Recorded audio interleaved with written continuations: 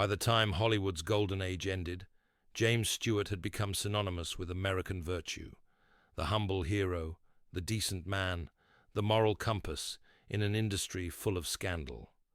But in private, he lived with a secret that ate at him for 50 years. He didn't believe any of it. The man audiences trusted most trusted himself, least of all. But the impostor syndrome started long before fame, in a small-town hardware store in Pennsylvania, where a shy boy felt he'd never measure up to his stern father's expectations. Hollywood only amplified the feeling that he was playing a part he didn't deserve. Behind every iconic performance was an actor convinced he was fooling everyone. He'd commanded bombers and watched men die under his orders. What right did he have to play heroes? He'd suffered crippling stage fright before every take, certain this would be the day his luck ran out and audiences saw through him. His Oscar for the Philadelphia story felt like a mistake. His patriotic image felt like fraud when he knew what war really meant. He spent his entire career waiting to be exposed as ordinary, never realizing that his authenticity, born from doubt and fear, was exactly what made him extraordinary. Don't forget to subscribe to Lives Untold and like the video for your support. Thank you for subscribing. James Maitland Stewart was born in 1908 in Indiana, Pennsylvania, where his father Alexander ran J.M. Stewart & Sons hardware store, a business built by generations of Stewart men who understood value and hard work. The store smelled of sawdust and machine oil, of brass fixtures and leatherwork gloves.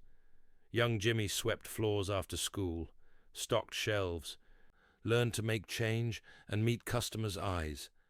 His father was a man of few words and high expectations, a veteran of the Spanish-American War who believed character was built through discipline and service. Jimmy tried to please him, but the hardware store felt like a cage for a boy whose mind wandered toward music, toward architecture, toward anything that wasn't nails and hammers. He was shy, gangly, all awkward limbs and stammering words when nervousness struck.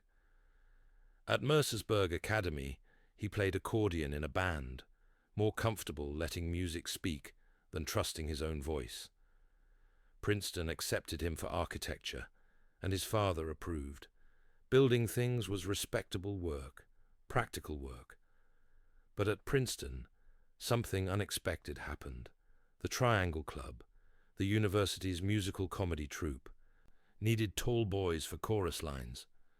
Jimmy auditioned on a dare, certain he'd embarrass himself. Instead, he discovered that on stage, wearing someone else's face, speaking someone else's words, the stammer disappeared. The shyness dissolved. He could be anyone but himself. After graduation in 1932, with the Depression strangling America and architecture jobs vanished, he followed a college friend to Broadway. His father's disappointment was palpable, but unspoken. Hardware was honest work. Acting was pretending. Jimmy felt like a failure before he'd even begun, but New York pulled him forward anyway. He lived in a cramped apartment with Henry Fonda, another struggling actor who'd become his lifelong friend. They were both tall, both awkward, both poor. They ate cheap meals and went to auditions where directors looked right through them. But Fonda had confidence Jimmy lacked. Fonda believed he belonged in those audition rooms. Jimmy was always certain they'd realize their mistake. Small parts came, then slightly larger ones. In 1935, MGM offered a contract. 7 years, standard terms, Hollywood dreaming. He took the train west feeling like an impostor, wearing a suit too fine for his shoulders. The studio lot was vast and intimidating, full of beautiful people who moved like they owned the world. They put him in small roles, then larger ones. Directors liked something about him, that hesitant quality, the way vulnerability flickered across his face, even when playing confidence. Audiences responded, but Jimmy couldn't understand why. He watched Clark Gable command a room and felt like a boy playing dress-up. He heard Cary Grant's polished accent and heard his own Pennsylvania twang. Every success felt accidental, every good review like a mistake that would be corrected tomorrow. Then came Mr. Smith Goes to Washington in 1939. Frank Capra cast him as Jefferson Smith, an idealistic senator fighting corruption, a small-town man lost in Washington's machinery, but finding courage through decency. The role fit like it was written for him, or rather, written for who everyone thought he was. The stammer became Jefferson Smith's earnestness. The awkwardness became nobility. When Smith collapsed in exhaustion on the Senate floor, audiences wept. The film made Jimmy a star, and he felt more fraudulent than ever. He'd played a hero, but he didn't feel heroic. He'd inspired millions, but he inspired himself not at all. The Oscar came the next year for The Philadelphia Story, playing a cynical reporter softened by Katharine Hepburn and love. The Academy called his name, and he walked to the stage certain they'd meant someone else. He held the statuette and felt its weight, not with pride, but with confusion. Why him? What had he done that Cary Grant couldn't do better, that Spencer Tracy hadn't already perfected?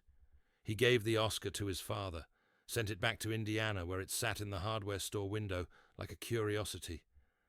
Maybe his father would finally be proud. Maybe Jimmy could finally believe he'd earned something.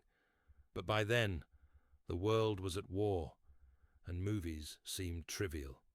Europe burned. Young men were dying while he played pretend in Hollywood. His father's military service haunted him. The hardware store values demanded action, not performance. In 1941, Jimmy enlisted. Though at 33, he was older than most recruits, underweight by military standards, already famous enough that the army could have used him for propaganda. He insisted on real service. If he was going to wear a uniform, it wouldn't be costume. They made him a bomber pilot, taught him to command B-24 Liberators, massive aircraft that required 20 men working in perfect coordination to survive. He was good at it. Discovered leadership came more naturally than stardom. They promoted him, made him a squadron commander, sent him on missions over Germany, where flak burst like black flowers and fighters dove through formations. He flew 20 combat missions, watching planes explode beside him, counting empty chairs at debriefing, writing letters to mothers about sons who'd never come home. At 35,000 feet, there was no acting, just math, fuel calculations, formation positions, bomb release timing, and prayer that luck held one more time. He commanded men younger than himself, boys from hardware stores and farms who trusted him to bring them home. When they died under his orders, the weight was different than Oscar gold. It was permanent. He'd send them into fire and some wouldn't return, and there was no take two, no director to call cut. Years later, in an interview he'd immediately regret, he admitted the nightmares never stopped. The sound of hydraulics failing, of engines cutting out, of radio silence where a friend's voice should be. He learned what heroism actually cost, and it made every hero he'd played on screen feel like mockery. When he returned to Hollywood in 1945 as a colonel, the most decorated actor in American military history, the studio expected him to resume where he'd left off. They offered him It's a Wonderful Life, Frank Capra's return to the optimistic idealism that had made them both famous. But Jimmy wasn't the same man who'd left. He'd commanded bombers at 20,000 feet, while boys bled out in burning fuselages. He'd made decisions that killed people. George Bailey's small-town desperation, his suicidal despair, his feeling that he'd wasted his life. Jimmy understood that differently now. When George screams at his children on Christmas Eve, when he stands on that bridge contemplating the void, Jimmy wasn't acting. That darkness was real, and audiences felt it. The performance that made It's a Wonderful Life endure wasn't born from innocence, but from a man who'd looked into his own abyss and found it staring back. The war had broken something in him that never fully healed. He suffered what we'd now call PTSD, nightmares, sudden anxieties, moments where the world felt thin and unreal. He told no one, treated it like weakness. You didn't discuss such things, not in 1945, not if you were James Stewart. He threw himself into work instead, making picture after picture, grateful for 18-hour days that kept him too exhausted for dreams. But the innocent roles no longer fit. He couldn't play Mr. Smith again, not with a straight face. The idealism felt childish, the optimism unearned. So he evolved. In 1948, he made Rope with Alfred Hitchcock, playing a prep school teacher whose philosophical lectures inspire two students to commit murder. It was dark, unsettling, shot in long, continuous takes that felt like theatre, nowhere to hide. Then came Winchester 73 with Anthony Mann, the first of their collaborations. Jimmy played Lynn McAdam, a man hunting the brother who'd murdered their father, obsessed and dangerous and haunted. The aw-shucks charm was gone, replaced by something harder. Audiences were confused at first. This wasn't the Jimmy Stewart they knew, but it was the Jimmy Stewart that actually existed. The veteran who'd learned that nice men could kill when ordered, that heroism and trauma were inseparable, that the gap between who you appeared to be and who you actually were could swallow you whole. He made 5 westerns with Mann, each one exploring masculinity's dark edges, revenge, obsession, violence barely contained beneath civilization's veneer. In The Naked Spur, he played a bounty hunter so desperate for money that he'd drag a corpse across mountains. In The Man from Laramie, he was mutilated, shot through the hand in a scene of graphic cruelty. These weren't heroes. They were survivors, damaged and dangerous, and critics didn't know what to make of them. But Jimmy knew. He was finally playing honestly. Hitchcock understood too. Their second collaboration, Rear Window, cast Jimmy as L.B. Jeffries, a photographer imprisoned in a wheelchair, spying on neighbors, suspecting murder. It was voyeurism as metaphor, watching life through a lens, never quite participating. Then came Vertigo in 1958, Hitchcock's masterpiece and Jimmy's darkest role. He played Scotty Ferguson, a detective obsessed with a dead woman, trying to remake another woman in her image, destroying everything he touched. It was about obsession, manipulation, the impossibility of recapturing what's lost. It was about a man so lost in his own head that reality became negotiable. Critics hated it. The studio was baffled. Audiences stayed away. Jimmy thought it might end his career, and part of him wouldn't have minded. Maybe they'd finally see he'd been faking it all along. But even as he tackled darkness, the impostor syndrome never left. Before every take, his stomach twisted. He'd pace his trailer, convinced this would be the day the performance failed, the day the camera captured his essential inadequacy. Directors marveled at his professionalism, his preparation, his instincts. Co-stars loved working with him, generous, collaborative, present. But inside, Jimmy was always waiting for exposure. The Oscar felt stolen. The military decorations felt unearned. He'd just followed training while better men died. The accolades, the respect, the legend of James Stewart, decent man and American icon, it was all a performance that would someday be revealed as fraud. His marriage to Gloria in 1949 provided anchor. She was a divorced mother of 2, practical and warm, who saw through his public image to the complicated man beneath. She understood his silences, the days when he'd retreat into himself. She raised their family, her 2 sons from her first marriage, whom Jimmy adopted, and their twin daughters born in 1951. Home was the one place he didn't have to perform, where he could be uncertain and anxious without judgment. Gloria never expected him to be Jimmy Stewart, Hollywood star. She married Jim, the Pennsylvania hardware store boy who'd somehow ended up famous and didn't quite believe it. But parenthood brought new fears. His adopted son, Ronald, grew up with a famous father who'd been a war hero, who represented American virtue in film after film. The expectations were crushing. Ronald enlisted in the Marines, and Jimmy felt pride mixed with dread. When Ronald died in Vietnam in 1969, killed in combat at 24, Jimmy shattered in ways war hadn't managed. He'd survived 20 missions over Germany, but couldn't protect his son from a jungle halfway around the world. The patriotism he'd represented on screen felt hollow. The heroism he'd faked for cameras had convinced his son that service meant sacrifice, and Ronald had paid the bill Jimmy had somehow dodged. He couldn't watch war films after that. His decorations went in a drawer. When people thanked him for his service, he'd nod politely and change the subject. Gloria grieved beside him, but their pain was separate, unshareable. The marriage that had been his shelter became a house of ghosts. They survived it, barely, but the loss took something neither could recover. Through the 70s and 80s, he worked less frequently, more selective. He'd earned the right to choose roles, but choice brought its own anxiety. What if he chose wrong? What if audiences had moved on? He did television, made cameos, appeared in lesser films that needed his name more than his talent. Each felt like confirmation. He'd never been as good as people thought.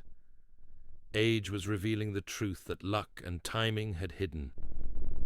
In 1985, the Academy gave him an honorary Oscar for lifetime achievement. He accepted it at 77, white-haired and gracious, the living embodiment of Hollywood's golden age. He gave a stammering speech about luck and gratitude, about working with geniuses who'd made him look good. He deflected every compliment, praised others, made self-deprecating jokes. The audience gave him a standing ovation that lasted 5 minutes. They loved him, admired him, considered him a legend, and he stood there convinced he'd fooled them all one more time. Gloria died in 1994, 45 years after she'd saved him from himself. Without her, the performance became impossible. He had no one left to be honest with. His daughters visited, brought grandchildren, tried to fill the silence. Friends called. The industry honored him. But he was alone in the way only someone can be, who spent a lifetime hiding. The man the world knew, humble, decent, authentic, wasn't entirely real. The man who was real, anxious, doubting, convinced of his own inadequacy, he'd never let anyone fully see. He died in 1997 at 89 from a pulmonary embolism that took him quickly. The obituaries celebrated his authenticity, his everyman appeal, his moral compass. They called him the last true gentleman of Hollywood, a hero on screen and off. The tributes were endless and sincere. And he'd have been embarrassed by every word, certain they'd mistaken him for someone better. But here's what James Stewart never understood. What Gloria knew and audiences felt. His authenticity was never the performance. It was the doubt itself, the hesitation, the stammer, the vulnerability flickering beneath every role. That was real. The heroes he played were extraordinary precisely because the man playing them felt ordinary. When George Bailey discovered his wonderful life, it resonated because Jimmy truly didn't believe he was special. When Scotty Ferguson spiraled into obsession, it terrified because Jimmy understood what it meant to be lost inside yourself. When Lynn McAdam pursued revenge with single-minded fury, it chilled because Jimmy knew what it was to be haunted by ghosts you couldn't outrun. The impostor syndrome that plagued him for 50 years was never weakness. It was the source of his power. His doubt made his confidence meaningful. His fear made his courage real. His certainty that he was fooling everyone revealed a truth deeper than ego or self-assurance ever could, that heroism isn't the absence of fear, but the willingness to act despite it. That decency isn't natural but chosen, daily, against evidence that the world rewards otherwise. That authenticity isn't being perfect, but being honestly, vulnerably human. James Stewart thought he spent his life playing roles he didn't deserve, but he'd been genuine all along. The small-town boy who never felt quite good enough, the soldier who carried his dead for 50 years, the actor who couldn't believe his luck. That man was the hero audiences loved, not the characters he played, but the man who played them. The gap between image and reality that tortured him was precisely what made him irreplaceable. He thought he was lying. He was telling the truth in a way no one else could. His legacy isn't the films, though they endure. It isn't the Oscar or the medals, though they mark achievement.